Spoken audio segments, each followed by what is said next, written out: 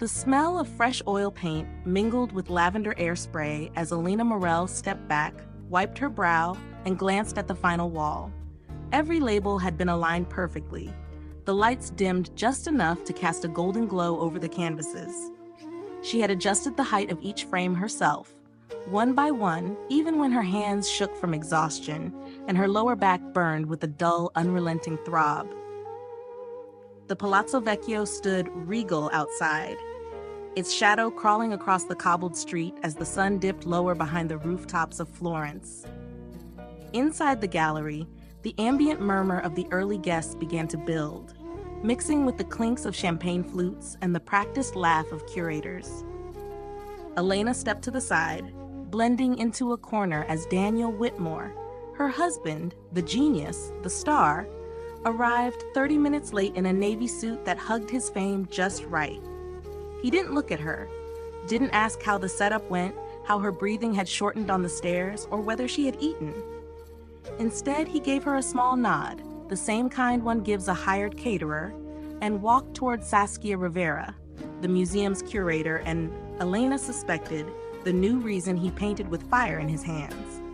"Elena," Saskia said with a gleaming smile that did not reach her eyes, "the space looks stunning. We're truly grateful." "I'm not the artist," Elena replied quietly, but her words dissolved into the air like steam. The guests circled Daniel, calling him visionary, brilliant, tortured. They pointed at his latest abstract work, a bleeding skyline over a faceless crowd, and asked about his inner pain. Daniel played along, humble but smug, brushing aside questions about inspiration. Elena watched it all, the way he soaked in attention like a sun-baked stone absorbs warmth.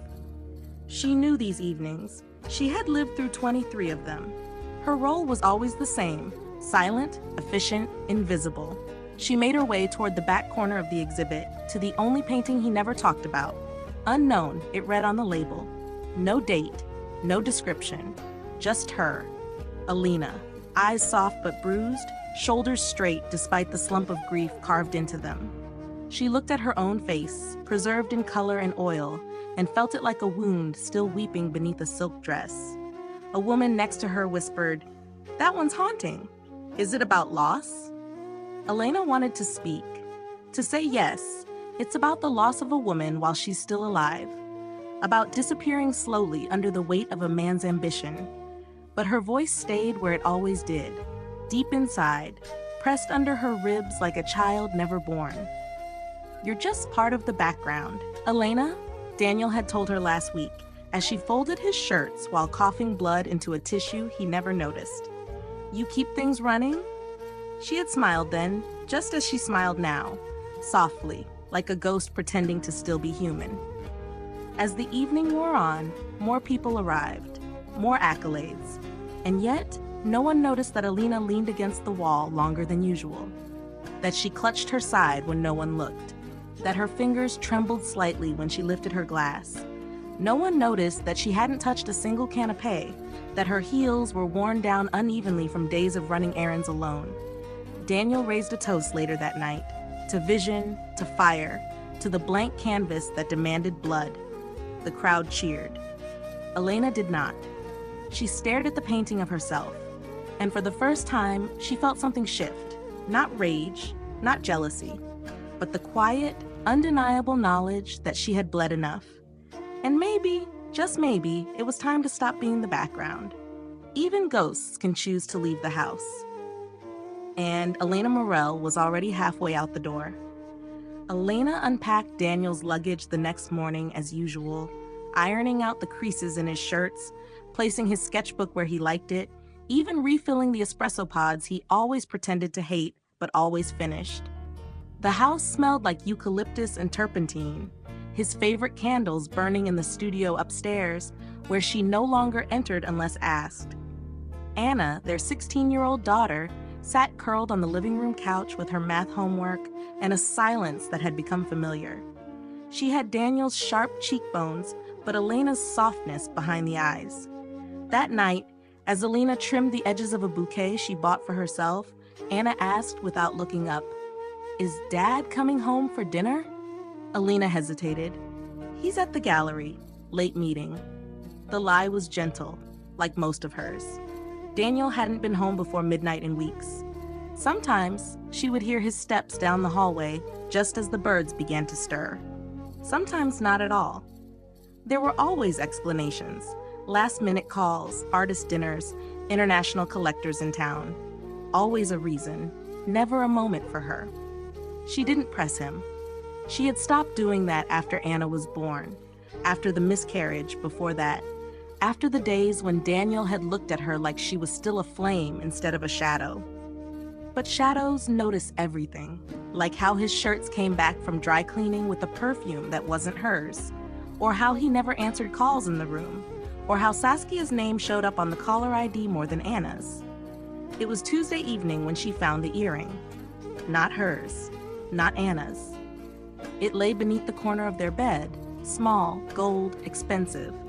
Elena picked it up like one picks up something fragile and dangerous, a piece of glass with meaning. She didn't cry. Instead, she placed it carefully in the top drawer of her vanity, next to a travel-sized bottle of perfume Daniel brought her from Paris, but never noticed she stopped using. Then she sat down and wrote, not a confrontation, but a letter, a will. Her handwriting, still neat from years of journaling, flowed with quiet certainty. She listed the house, the accounts she'd managed while he painted, the pieces of furniture her mother gave them when they married. She wrote where she wanted to be buried. She added a note for Anna, just one line, open quote, "You were always the only masterpiece I ever wanted." Close quote. She folded the papers, sealed them, and hid them in the bottom of the laundry basket where Daniel would never think to look. That night, she cooked dinner. Spaghetti aglio e olio, simple, what Anna liked. She waited until 9, 10, 11. The food went cold, untouched, but she didn't reheat it. Anna had already gone to bed. Elena stood in the hallway mirror and stared at herself. There were lines now where softness used to be. There was silence in her that no longer begged to be broken. Her hands, which had once held Daniel's chin while he sketched her, now only held cleaning rags and grocery bags. She went upstairs and lay in bed, facing away from the empty side. Daniel hadn't come home, but his phone had buzzed on the kitchen counter earlier. One message from Saskia. Open quote, "Next time, let's not pretend to be careful." Close quote. Elena closed her eyes. She did not confront him. Not yet. Sometimes waiting is not about patience. Sometimes it's about preparation. And Elena Morel had already begun to disappear.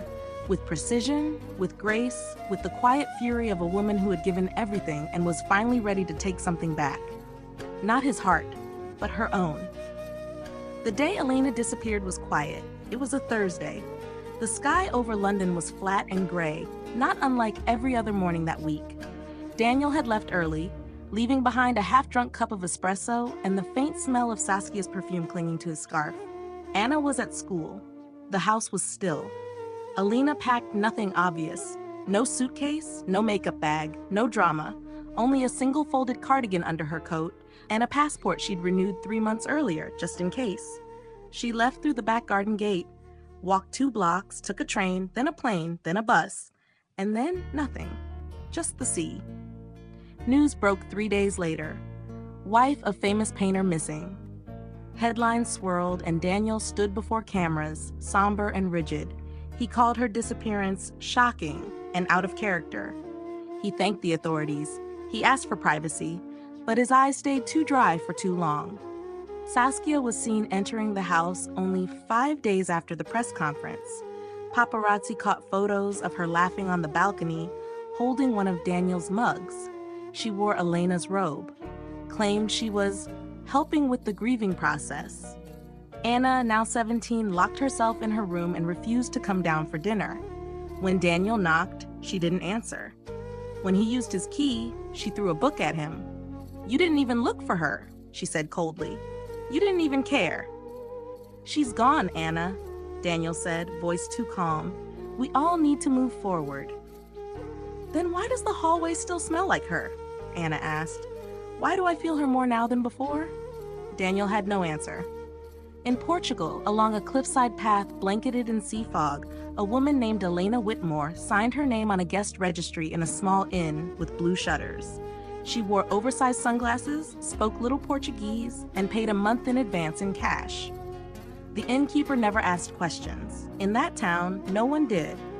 Her room was simple: a wooden bed with a squeaky frame, salt-rusted windows that wouldn't quite close, and a view of the sea that never changed. Waves in, waves out, always coming, always leaving, just like her. Elena spent her mornings walking to the market for bread and oranges, her afternoons watching the sea, her nights remembering who she used to be. She did not cry, not anymore. There was a peace in being unknown, in no longer being the wife of someone brilliant, in not having to explain why her voice had grown small or her spine had curled in on itself like paper in flame. She started painting again, not portraits, not landscapes, but pieces with no names. Lines, color, weight, what it felt like to vanish. She painted on scraps of driftwood, old canvas, anything she could find. Sometimes she gave them to the sea. Sometimes she burned them. On Sundays, she sat in the back row of the chapel near the harbor, where the priest, Father Lucian, an old man with clouded eyes, spoke only in whispers. He never asked her name. He only once said, "The sea keeps secrets better than people ever could." And she nodded. Back in London, the buzz around her disappearance faded. Daniel's new exhibit opened, a darker, moodier collection titled Absence. Critics called it haunting. They called him wounded. They praised his depth. He let them. Saskia stayed. Anna drifted further. The house, despite its light, grew heavier by the day. Meanwhile, in that small Portuguese town, Elena took to sitting by the cliffs with a notebook. She didn't write letters. She didn't journal. She drew symbols, pieces of memory, fragments of dreams that had no name. And sometimes when the fog lifted just right and the sun melted through like forgiveness, she smiled. Not because she was happy, but because she was free.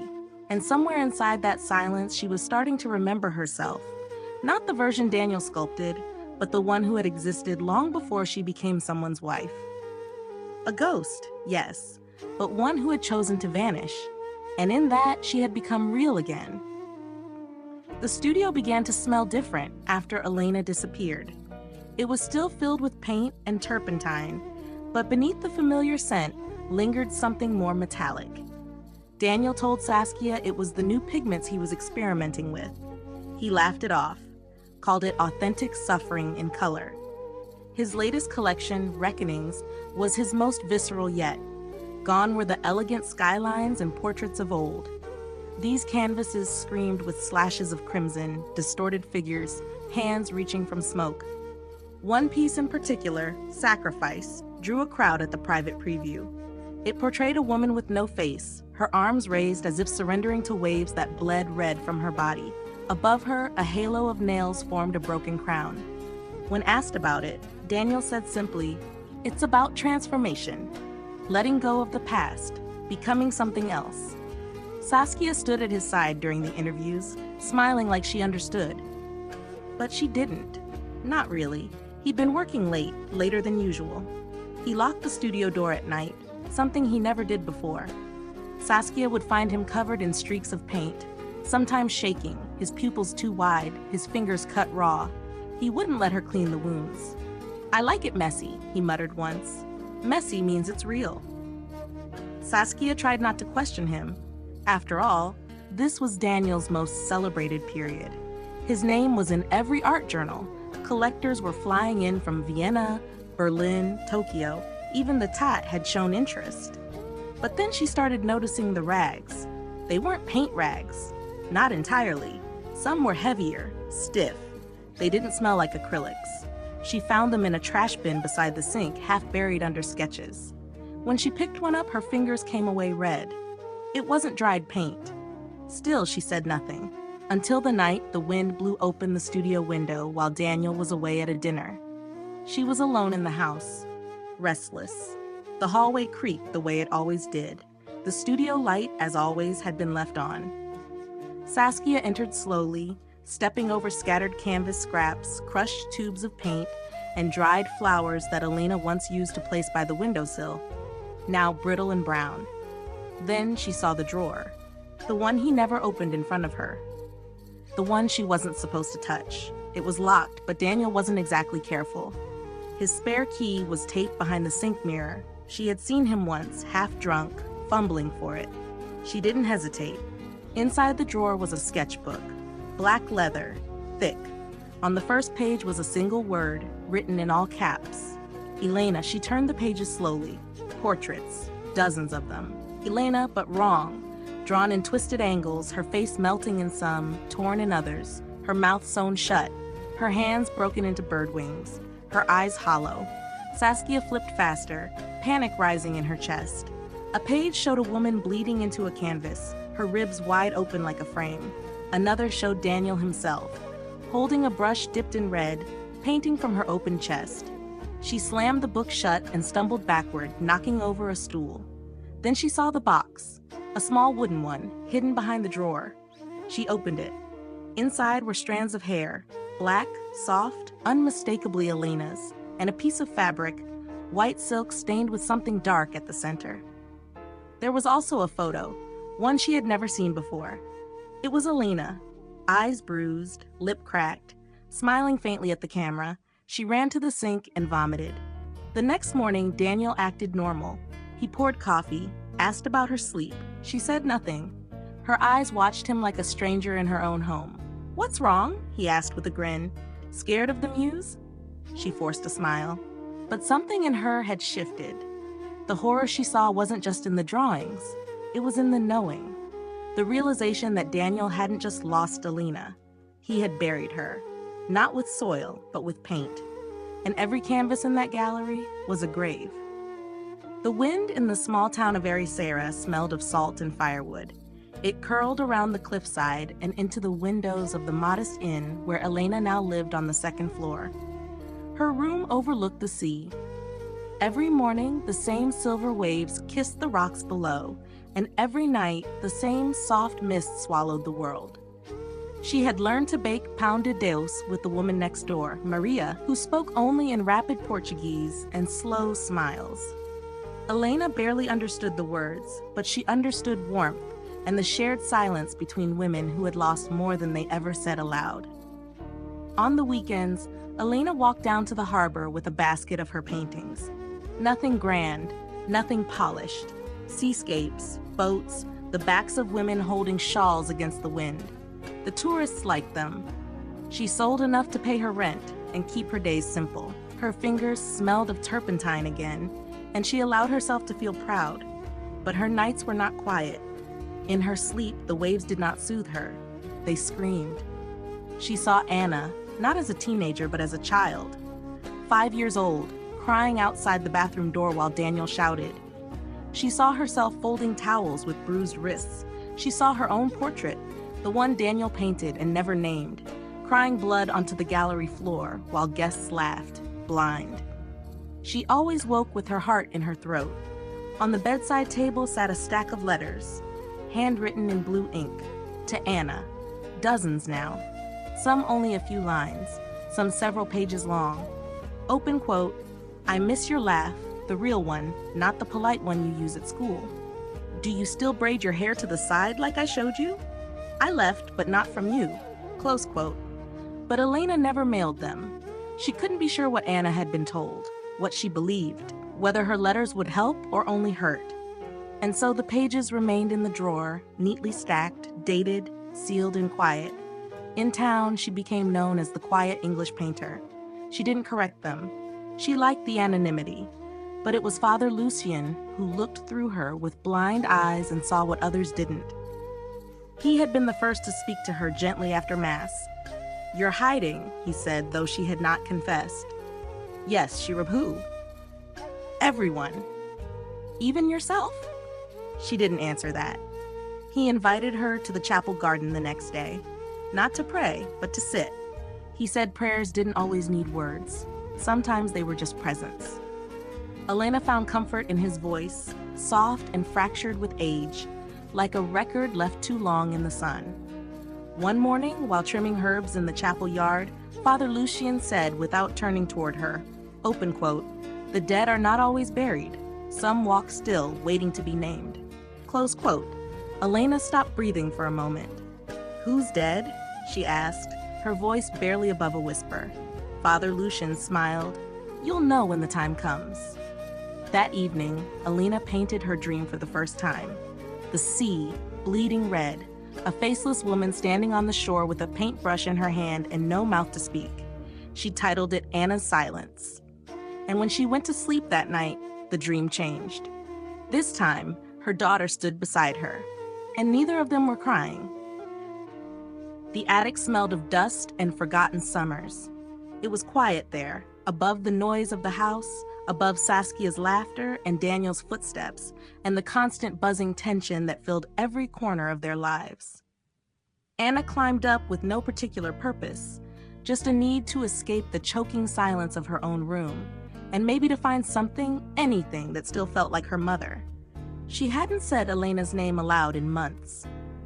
At school, when someone asked how she was doing, she smiled and said, "Fine." When Daniel asked if she needed anything, she said, "No." When Saskia tried to braid her hair one morning and called herself a bonus mom, Anna walked out without a word. She didn't cry. She didn't break down. She watched. She remembered. And now she searched. The diaries were hidden in an old wooden box under a sheet of crumpled linen.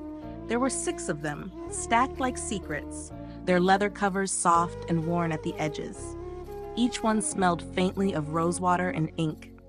She opened the first without knowing if she was ready. But she read. Page after page, she sank deeper into a world she thought she knew. Her mother's soft voice echoed from the past, describing nights alone, arguments whispered through closed doors, lies dressed as kindness. Daniel had rewritten history for the world, but not for Elena. She had documented everything. The day she found out she was pregnant again, the bleeding that started 2 weeks later, the emergency room where she lay alone because Daniel had an important dinner. Anna's hands trembled. She wasn't just reading sadness, she was reading betrayal. Systematic, calculated, cold. She closed the final diary slowly, as if the act itself hurt. Then she sat in the dark attic for what felt like hours, holding the pages against her chest. That night, at dinner, she watched Daniel carve his steak as if nothing was broken. Saskia spoke about gallery donors, her laughter crisp and rehearsed. "Dad," Anna said suddenly, her voice flat but steady. "What did Mom give up for you?" Daniel paused mid-chew, blinked at her, then swallowed. "Everything," he said without even looking at her. "Why?" Anna didn't answer. She just stared at him. Saskia went quiet, sensing something shift. Later that night, Anna went into the studio while Daniel was out. She had never been allowed inside, not since he locked it after Elena disappeared. But Daniel had been careless lately. He left the door cracked open. Inside, the room smelled sharp and wrong. She saw the canvases first, abstracts, violent reds, figures drowning in color. Then the rags, the same ones Saskia had found, now hidden under paint sheets, and at the back near the window, a small framed photo, Elena holding a baby Anna in her arms. Daniel had never displayed that photo before. He had called it too domestic.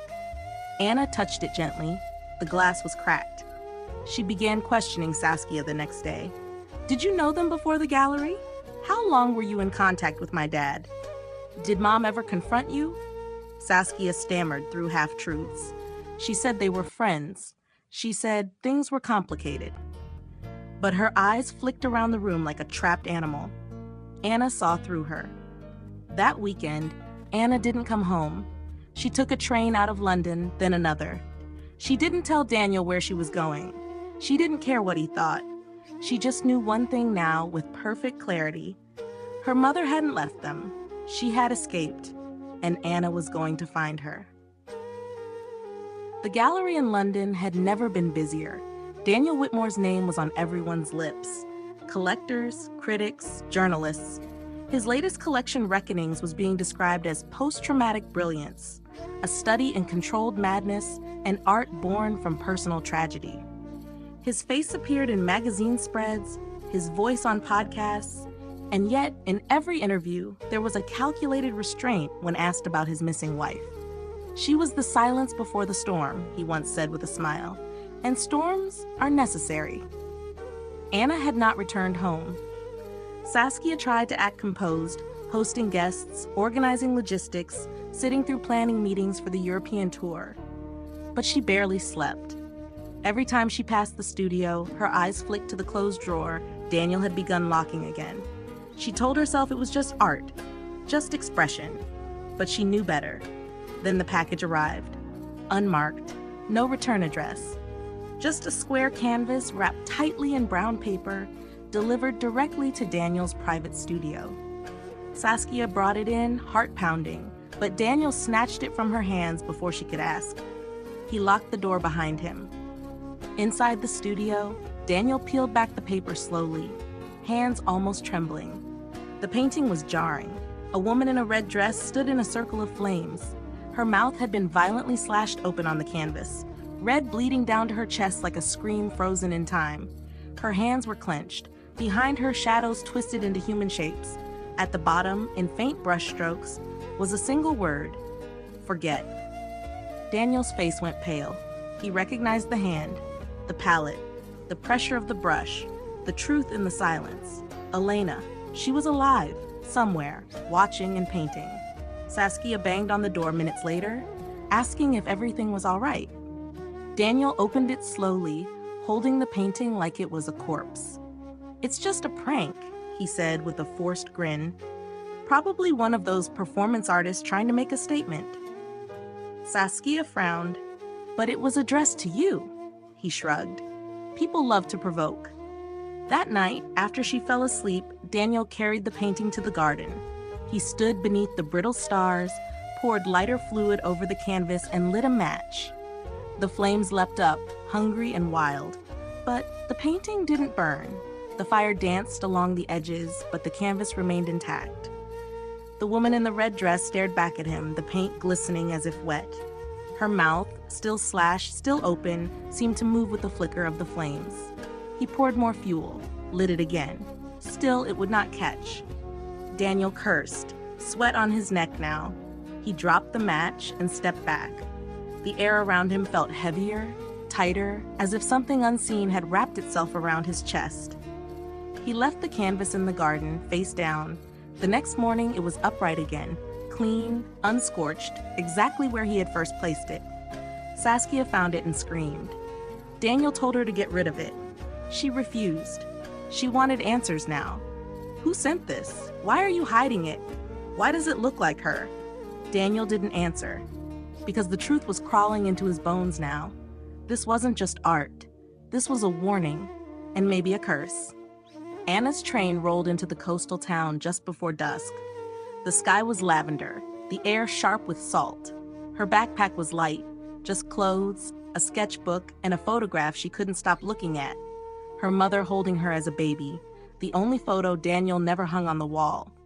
She'd found the name of the town buried in one of Elena's diaries, a place once mentioned in passing, Ericeira. Anna followed instinct more than certainty, a quiet thread of longing pulling her across countries. She had no plan, just the hope that some part of her mother had left a trail. It was the woman at the bakery who recognized the photo. She didn't speak English, but she smiled and pointed toward the cliffs. Anna walked slowly. She found her mother standing barefoot near the edge, holding a sketchbook against the wind. Elena turned as if she'd already known someone was coming. Their eyes met. Neither moved at first. Then Anna whispered, "Mom," and Elena dropped the sketchbook. They held each other like broken wings, awkward and shaking, but whole in a way they hadn't been for years. Elena buried her face in Anna's shoulder, crying silently. Anna clutched her back, breathing in the familiar scent of her mother's skin, sun, soap, and something old and safe. Later, they sat on the edge of the bed in the small room by the sea. The window was open. The waves murmured like an old lullaby. "I didn't die," Elena whispered. Anna turned to her, eyes full. "Then where have you been?" Elena looked out into the mist. "I buried myself. I had to. I didn't think I could survive if I stayed where people pretended I wasn't real. Anna nodded slowly, but I never stopped looking for you. They didn't speak for a long time. They didn't need to. Over the following days, they began to build something new, small, slow, sacred. Mornings were spent painting together in silence, afternoons cooking whatever vegetables the market had, and evenings writing letters they didn't send. Elena taught Anna how to stretch canvas. Anna taught Elena how to use a digital tablet. There was laughter now, and healing. Not loud, not immediate, but steady. One night, while the candles flickered and the room smelled of fresh bread and linseed oil, Anna reached across the table and took her mother's hand.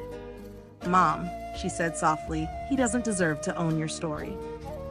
Elena looked at her, eyes full of memory and regret. Anna's voice grew stronger. "Let's take it back." A pause. Then Elena smiled, not with joy, but with quiet resolve, the kind of smile that comes after surviving a storm. "How?" she asked. Anna opened her sketchbook.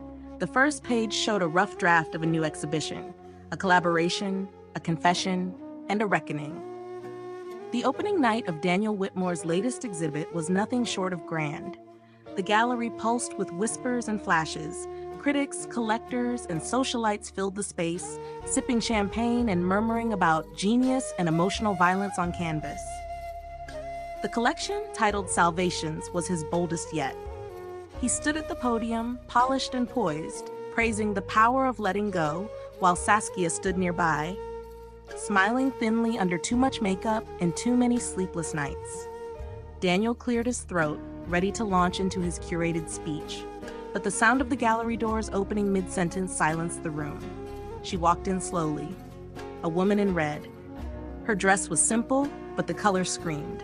Her hair was pinned back, her face pale but composed, her steps quiet but firm. At first, there was confusion, then gasps. Cameras flashed. Someone whispered, "Is that her?" Saskia froze. Her knees buckled. She collapsed against the wall with a gasp, her wine glass shattering beside her. But no one ran to help. Everyone was watching the ghost. Elena did not stop. She did not look at Daniel. She simply walked past him and through the wide gallery doors that led to the adjoining room, the second exhibit space. Few knew it had been reserved. No one had seen the pieces beforehand.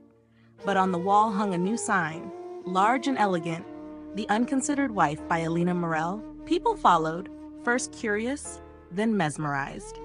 Inside, the lighting was softer, cooler. The walls were painted a pale gray. The first painting was a simple one, a woman standing at a sink, her back turned to the viewer. In her hands, she held a broken plate. The title read, "Still Doing the Dishes." The next was darker, a child in a hallway crying behind a closed door. When screams become silence, then another, and another. Each painting peeled back a layer of Elena's life. Each one held pain with honesty, not dramatics. There were no wild colors, no abstract escape. Just truth, simple, brutal, beautiful. One canvas showed a faceless man drinking wine while a woman bled into the carpet behind him. Red wine, red carpet, red me.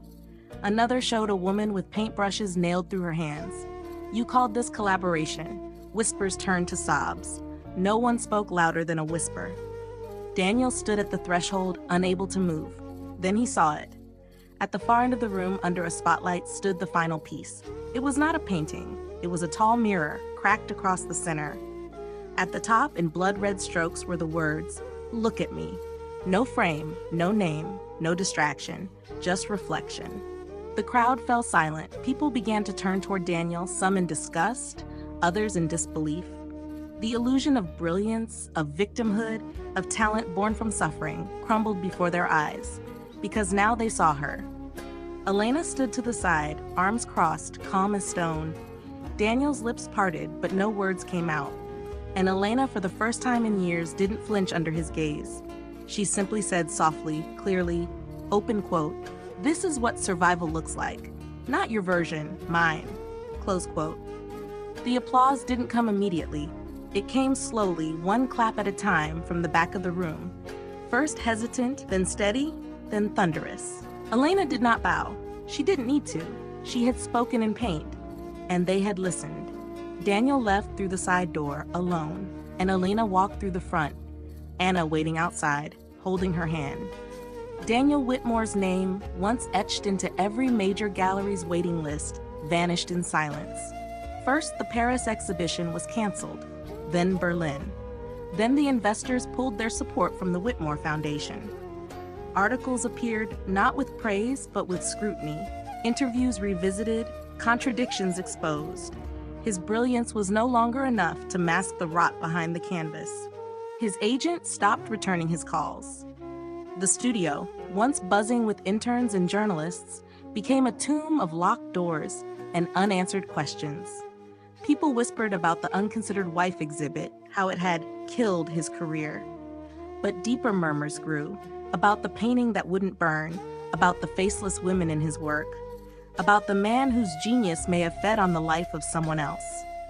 And then Saskia left. She said nothing when she packed her things, not even when Daniel demanded she explain. She had seen Elena, standing in that red dress, her silence louder than screams. And Saskia could no longer stay beside a man who had buried a woman like that. "You said she was weak," Saskia said at the door. "But I saw her. She wasn't weak. She was erased. And now she's louder than you'll ever be." Then she was gone. Daniel's house became quiet. Not peaceful, just quiet, the kind that presses in on the chest and wraps around your neck. His paintings began to crack. The colors dulled. No matter how much he painted, no one came, no one cared. In Portugal, life moved gently forward. Elena rose early with the sun and opened her shutters. Her little home by the cliffs smelled of bread and paint. The sea stretched endlessly, silver blue and constant, as if it had been waiting for her all along. Anna was there now, fully, freely. She took photographs, translated menus, and asked Elena questions about her childhood. They shared a routine, quiet and unforced, painting, writing, walking to market. Sometimes they laughed, sometimes they just sat together in silence. That morning, Elena stood by her easel, capturing Anna's profile in morning light. Her daughter's hair was backlit by the sun, her cheeks touched with the faintest blush of youth and healing. Elena's brush moved slowly, lovingly. Each stroke was a reclamation of something once lost. Father Lucian visited later that day, bringing fresh herbs and questions without pressure. He watched the nearly finished portrait and nodded slowly. "She looks like you," he said. "She is me," Elena replied softly, but unbroken. They sat beneath the olive tree in her courtyard. The air was warm, and the sea hummed in the distance. "This blood," Elena began, her voice steady, eyes on her stained fingers, "wasn't spilled for revenge. It was the cost of forgetting myself." Father Lucian looked toward the sky. "And now?" "Now," she said, "I remember." She smiled, not brightly, but with the deep, quiet certainty of a woman who had died once and chosen to live again. A woman who no longer needed to be seen to exist, but who now stood in full light anyway. She was no longer a background figure in someone else's masterpiece. She was the artist, the subject, the frame. She was no longer a ghost. She was Elena Morel, and she had painted herself back into the world, with blood, with silence, with truth, this time for good.